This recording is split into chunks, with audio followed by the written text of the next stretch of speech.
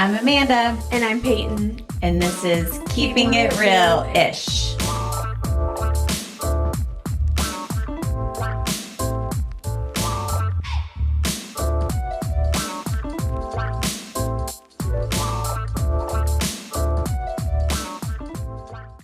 Hey guys. Welcome back. Welcome back. Hope everybody's been well. Yes. Pay, how have you been? I've been good. Yeah. We have just holiday season. We have 2 new students in our education program. Mm-hmm. They've only had one class. They've had one class in orientation, and then one of them had one day. Yes. Mm-hmm. So very new. Which normally we don't do that this time of year, but I don't know. It just kind of It was just like, worked all right, out. let's do it. Yes. So, yeah. Just worked out. So that'll Yeah. be fun. It's always fun to have new energy around the salon. Yeah. So it's good.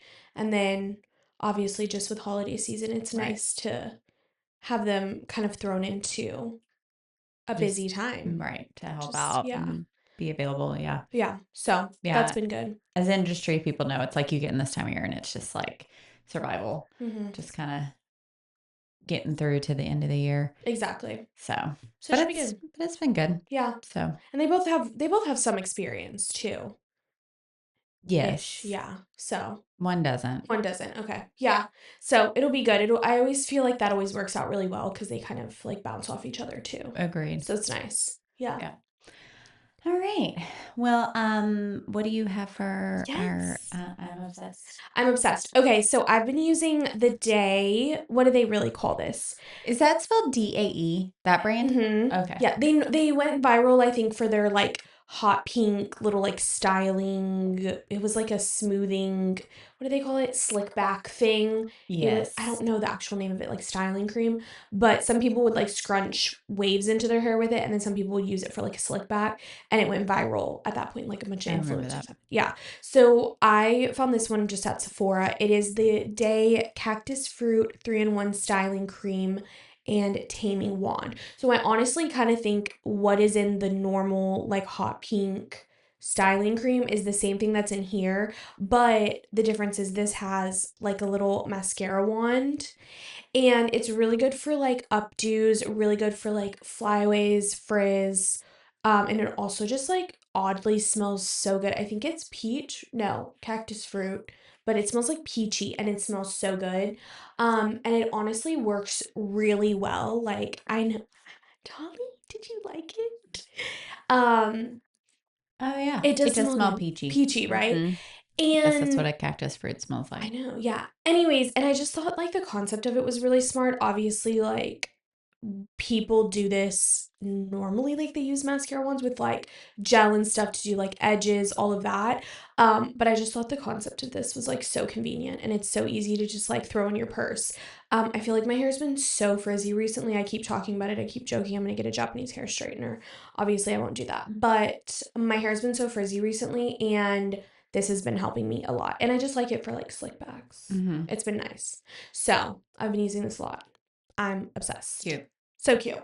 I wonder if it's the same or if it's like maybe a more concentrated version of that product. Yeah. I've never used the actual like styling cream just because we have so many, you know what I mean? But I just thought the concept of it was like so compact and cute. Mm-hmm. Anyway, so that's what I've been obsessed with recently for my frizzy hair. It's been really nice.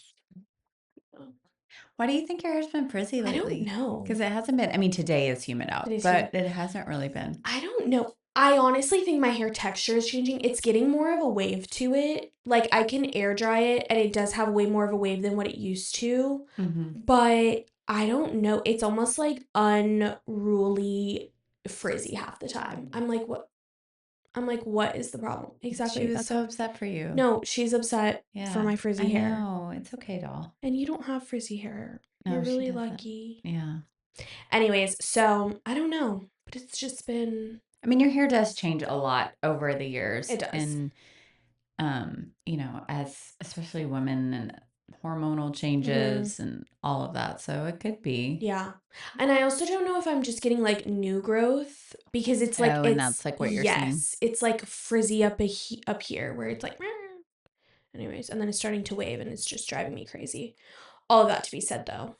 You have beautiful hair. Thank you. Thank Even you. if it's getting a little frizzy, it's gorgeous. Yes. Sorry. Thanks. But anyways, that's what I'm obsessed with today. All right. These days. Like it. All right. So for today's topic, we thought it'd be fun to kind of go back and look back at our younger versions of ourselves and decide what would be the advice we would give to ourselves or just anyone in that situation along the various stages of this industry and this career. So, we'll start obviously in the beginning. So, the advice you would give to a person considering going into cosmetology school. You want me to go first? Sure. So, I think my number one thing I would say is this industry, I think from the outside can look a lot different than what it's like on the inside. So, my number one recommendation would be to like really speak to people that work in the industry and get to know like what is it actually like, and not just look at it and be like, that looks like fun. And it absolutely is fun. But I think you need to know what you're actually getting yourself into, and how to do the actual work, because that's where you find the fun. Yeah. Is by actually learning how to be a really good stylist, learning how to decide what you want to do, where you want to take your career. And so I think you really have to have a better understanding going into it. And then I think you would have more success in school. You would have more success in finding the job that you want to have coming out of cosmetology school. So that would be my number one recommendation, would be to talk to people in the industry and really just get as much information as you can from people that are doing it, before taking that path. Yeah. What about you? I agree. I think like what my advice would be for going into cosmetology school is kind of the same while you're in cosmetology school and then after. It's kind of on the same like token, really trying to, even though you don't want to like niche yourself out, you do want to kind of know what interests you or where you potentially see yourself. Realistically, cosmetology school is anywhere from, I mean, these days they're getting it done in like 6 months to a year. So it's kind of like you kind of have 6 months to a year to kind of figure out what route you really want to go. Like me going into cosmetology school, I honestly thought I really wanted to do like runway, fashion, like makeup type of stuff. And that's like not at all really where I ended up, you know? And thankfully, I did go to a school where I was able to kind of tiptoe into like fashion runway makeup. And I quickly realized like this is actually not at all really what I want to do. I want to do more like everyday hair, like everyday lifestyle type of stuff. And so honestly, I think going into a school where they do have opportunities of potentially seeing all sides of like the industry is really beneficial for sure. I mean, I went to Aveda and we did like runway shows, like for fun. You know, we did do the makeup. We obviously did hair, or we did the nails and the makeup and the skincare. And it was really beneficial for me to learn all of it and recognize I don't really like this side of it, but I do like this side of it. And then in the same token, almost while you're in school, researching salons in your area. That's what I was going to say. Researching, like, do I want to leave school or go through the program? You know, do I want to be working while I'm in the program? And looking at, you know, some salons around me and seeing if I can shampoo tech, seeing if I can come in, whatever it is. Honestly, just being like really driven in finding where you're going to want to end up out of school or even working during school. I know some people, even like some of the girls at our salon, worked at a salon throughout their program at their cosmetology school, and it helped them recognize, do I like this environment? Do I want to go do something on my own? Do I want to work commission, booth rental, what do I kind of want to do? And I think it's an important thing to be thinking about while you're going through a cosmetology program. And kind of like what you were saying, speaking to people who are, licensed or on their own or whatever it is. So again, that you get as much knowledge as you can to then make decisions following your 6 months to a year program. Yeah, and I think you'd be surprised at how open people are willing to be in our Mm-hmm. industry. So, like, for example, our salon, like, we allow shadowing to come in. Like, when cosmetology school students are in school, they can come and shadow for a couple hours in the salon, just see what it's like. Yeah. I'm sure there's plenty of people that are out there that booth rent on their own, that if Mm-hmm. you were to reach out and, like, just like message them and be like, hey, like, I'm interested, Yeah. ask questions. I think doing that as much as possible, like putting the work in early and really putting the effort in to figure out where you want to go, you're just going to be that much more successful that Yeah. much earlier, um, by actually like researching and figuring it out and not Exactly. just being like, oh, this place looks cool. Yeah. Because there are tons of places that look cool, but Mm-hmm. does it work for you? Is it really going to feed who you are as a person? Exactly. So I think just committing to the fact that, like, it's your responsibility to put Mm-hmm. in the work and to figure it out. Yeah, So, for yeah. sure. Yes. All right, so now let's look at, like, your first couple of years. Like, Mm-hmm. your first year, your first 2 years. What would be, like, your big thing in retrospect you wish you would have known, or just what you're glad you knew, or, like, what Mm-hmm. advice you would give for somebody like that? I think for me, I mean, your first specifically year, I would say, you know, get as much knowledge as humanly possible. Like, get as much experience as, like, I mean, thankfully for us, like, our salon allows a lot of hands-on experience, but get as much knowledge, get as much experience, bring in as many, like, models as humanly possible so that you get as much hands in hair before you really start building some sort of clientele. And just like getting comfortable with like a client interaction. I would say, I think again, the way we do it at our salon, it's really, really beneficial because you kind of slowly start kind of being able to get your hands in hair more, more, more, and more. And so it really builds up to the fact that then at the end of the program, you're like pretty good and you're ready to kind of be on your Mhm. own. But I think for those who maybe don't go through an education program, I mean, model calls would be great.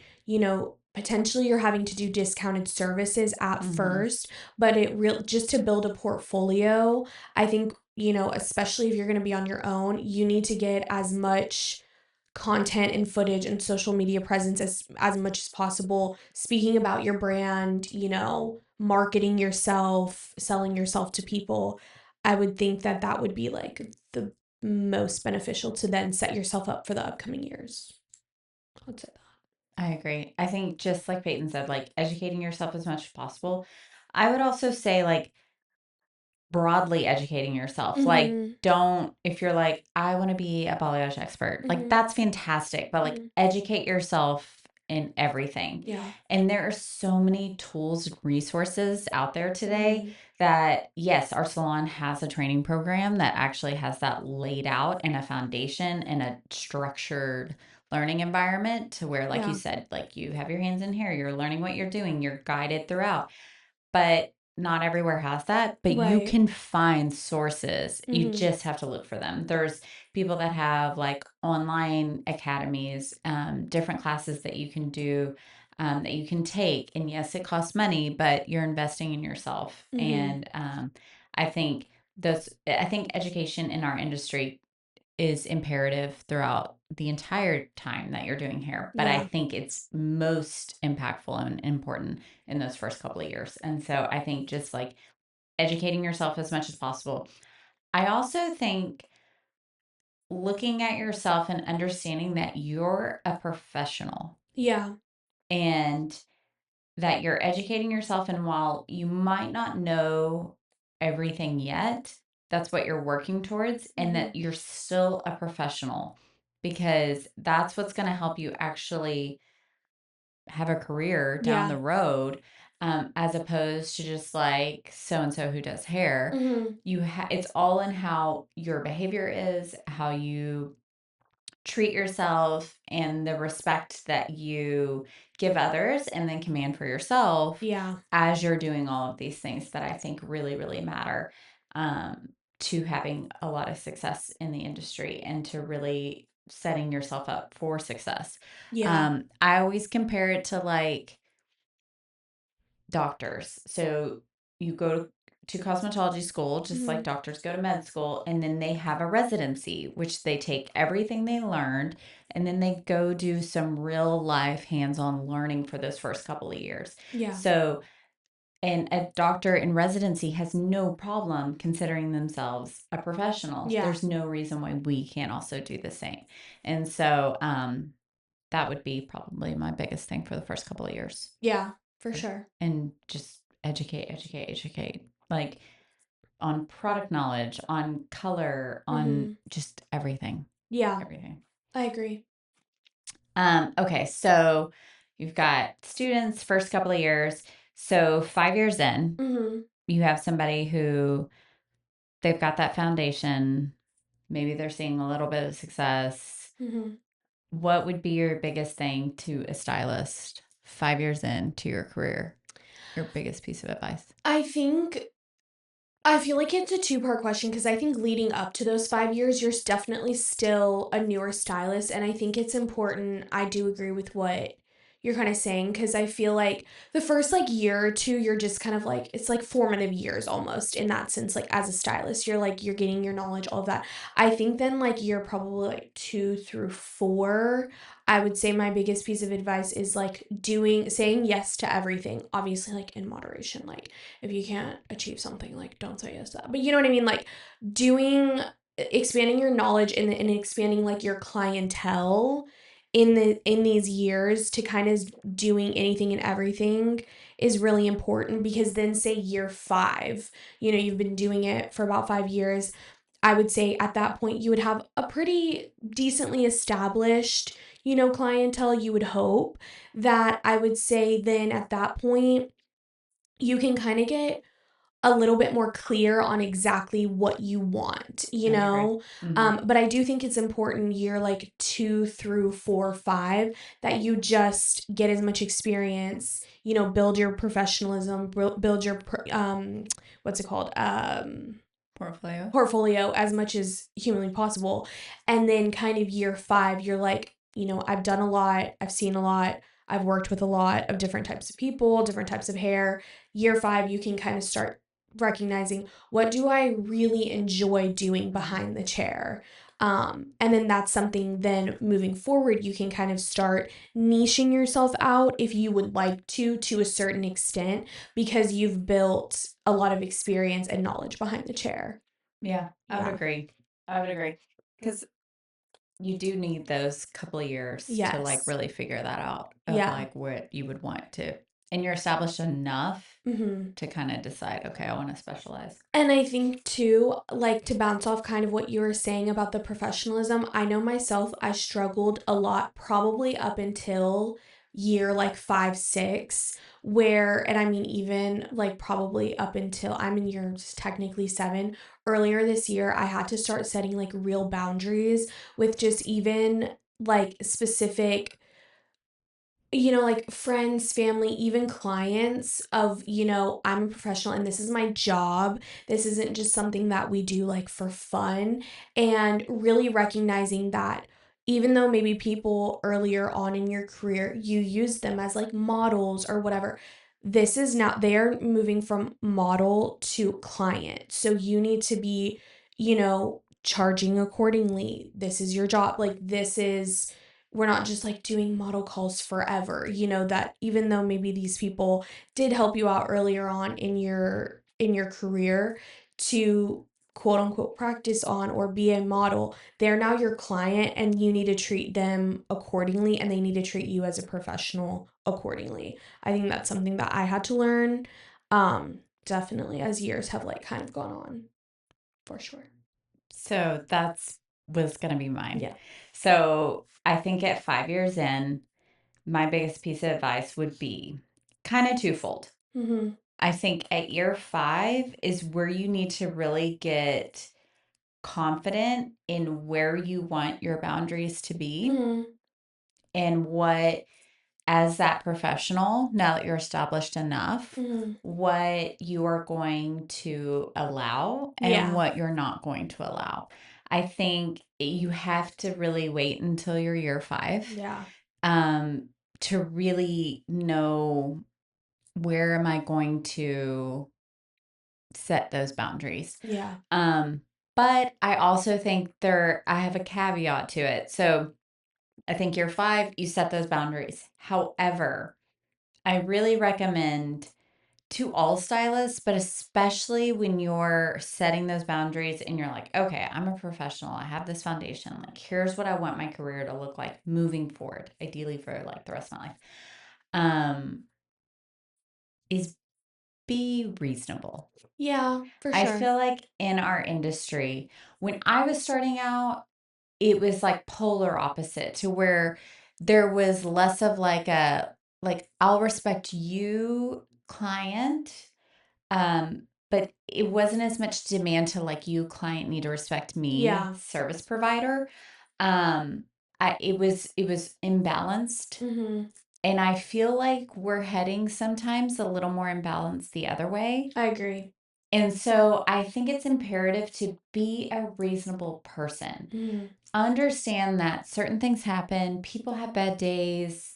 If you have a cancellation policy to where it's like they have to cancel within 24 hours and they wake up and they're, throwing up and like super sick, or like something happens, like maybe you don't charge them Yeah. because it's like they've never done that before. Now they do it again and it's like, no, Yeah. that's where you draw the line. Or you have a 15-minute late policy and they're 18 minutes late because there was a horrible accident, and Mm-hmm. you can take them in your schedule and it's not going to make everything super crazy. Mm-hmm. Take the client. Like, I think we have to like bear on the side of like, let's be reasonable and look at this as a human and as an outsider and not be so rigid in the boundaries that we Yeah. have. I still do believe, like, I'm going to be very respectful to my clients. I'm going to be very understanding.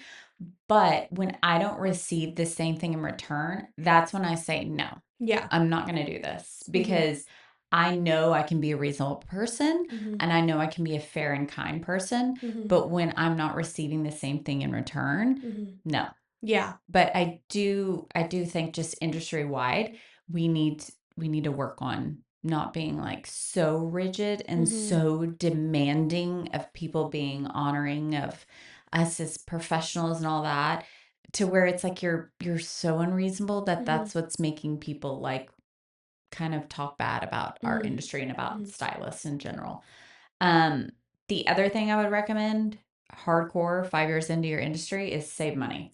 Yeah. Like, if you don't already, you should have a savings and you Mm-hmm. should work towards that always as an adult. But at 5 years in, you need to have a hardcore plan. Like, Yeah. you need to really set up some sort of foundation. You don't want to do this the rest of your life. And as stylists, a Mm-hmm. lot of times we don't work for a company that has a 401k. We Mm-hmm. don't, and if you make pretty decent money, it can kind of limit what you can do as far as like saving money, Yeah. as far as like the government's concerned, taxes are concerned, and all that stuff. So the earlier you establish and start working on that road, the better it'll be for you long term. So Mm-hmm. that would be my 2 areas of Yeah. biggest recommendation. I agree. Okay, so you're 7. I'm at year 7. Yes. So what would be like just where you are now? Because I Mm-hmm. think like those are all the really big formidable years. Mm-hmm. And then the rest of it, you're just kind of like going along. Yeah. So now where you are, what would be like your biggest advice you would give to yourself or just anyone this many years into doing hair? I think more recently, I think definitely, at least for sure, the past couple of years, I would say the biggest piece of advice I feel like I've had to give myself is like definitely giving myself grace. I think for sure, like the first couple of years, you know, you want to be like perfect and like and I mean, honestly, you kind of always do to a Yeah. certain extent. Yeah.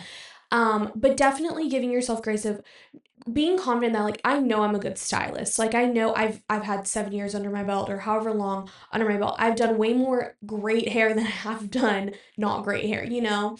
And just I think it's easy for you to be like, oh, like, when something doesn't turn out how you want it, recognizing you're still a human at the end of the day. You're never Right. going to be perfect. And it's something that, oh, well, I'm 7 years in, like, I should have done, like, I could have done that better or whatever it is.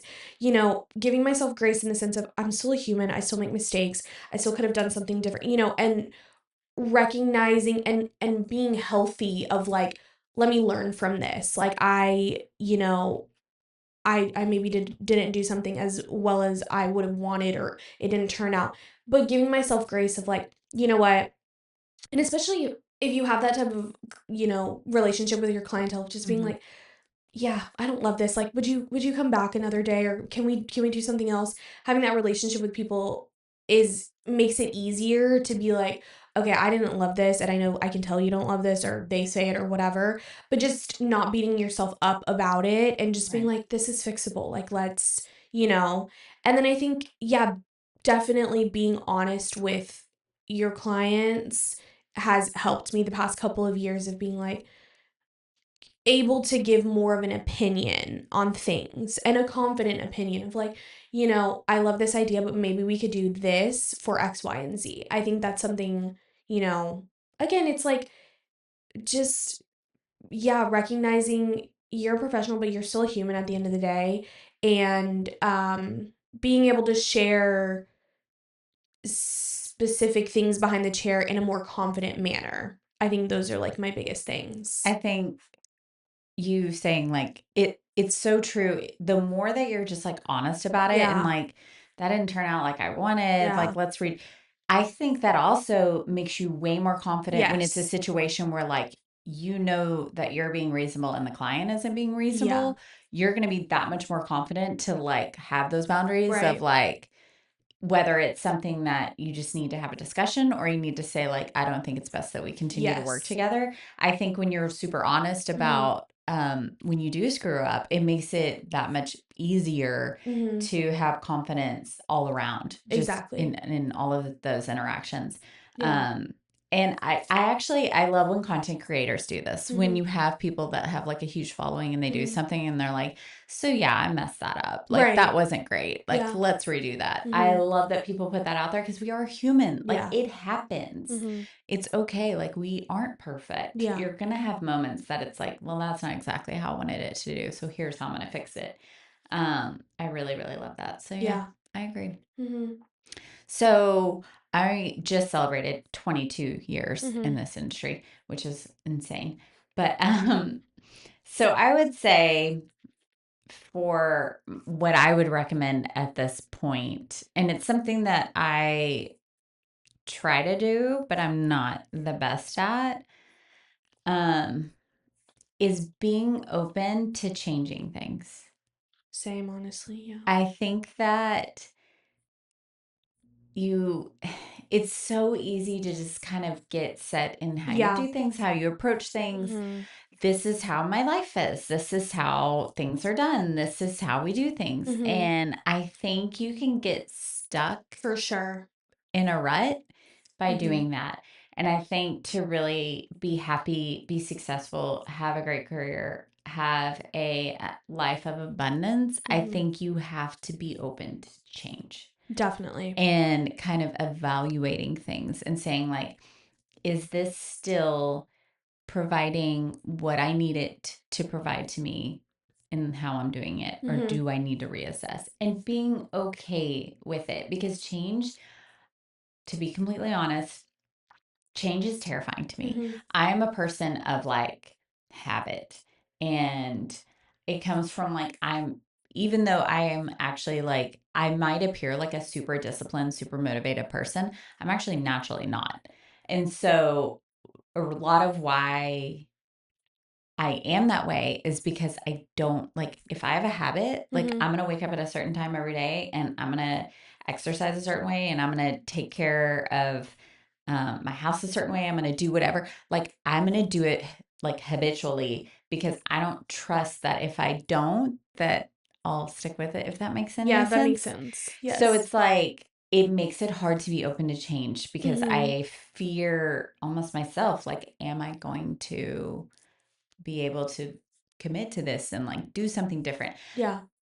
But you can't do that. Like, you Yeah. have to be open to change because life changes and there's other ways of doing things, and you can get complacent Mhm. and you can get burnt out. And I think it's just really important to constantly evaluate. And I think life is funny in that it throws big things at you. And I think as humans, most of the time when those big things happen, um, we tend to self-evaluate in those Mhm. moments. Like Mhm. for me, I'm very much when like bad, like really tragic things happen in my life, I like really will self-evaluate hardcore Mhm. because it kind of wakes me up in that moment. But I think it's something that should be kind of a pretty constant thing in your life. Yeah. So that would be like my biggest thing this many years is, and it's just don't be complacent. Like Yeah. be open to change, be open to, and it could be like the tiniest thing. Mhm. Like we got rid of a product line and brought in a new product line this year, Mhm. and it was just like, all right, cool. And there was like the old part of me when we did that was just like, I know. Yeah. but it's like, no, you have to like and it's been great. Yeah. So I think that would be my biggest thing. Just be open to change. Yeah. I think that's good. Yeah. So, all right. Well, do you have anything else to add? No. All right. Well, till next time, keep Keep keeping keeping it it realish. realish.